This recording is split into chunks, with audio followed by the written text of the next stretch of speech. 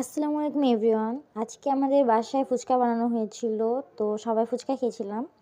তো এখানে এই যে আমাদের ১ম এ সালাদ রেডি করছিলাম। এটা হচ্ছে আমরা আ এই যে ঘুগনিটা আছে ওটার মধ্যে দেব। আর তারপরে এখানে কিছু আমরা ফুচকাও আগে থেকে ভেজে রেখেছিলাম। যেগুলা আমরা তেলে ভেজে রেডিমেড ছিল। আমরা বাড়ি থেকে কিনে এনেছিলাম। এগুলো আগেই ভেজে রেখেছিলাম। আর এখানে এই যে টক, ঘুগনি আগে থেকে বানানো ছিল।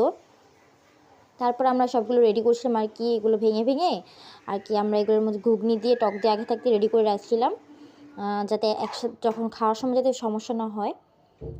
আর আমি আবার ওখান থেকে একটা টেস্ট করছিলাম, ফাঁকে একটু টেস্ট করছিলাম কেমন হচ্ছে। সাথে একটু ঘুগনি নিয়ে টকের মধ্যে ডুবিয়ে যখন আমি খেলাম, জাস্ট মুখের মধ্যে ব্লাস্ট করেছিল, অসাধারণ ছিল।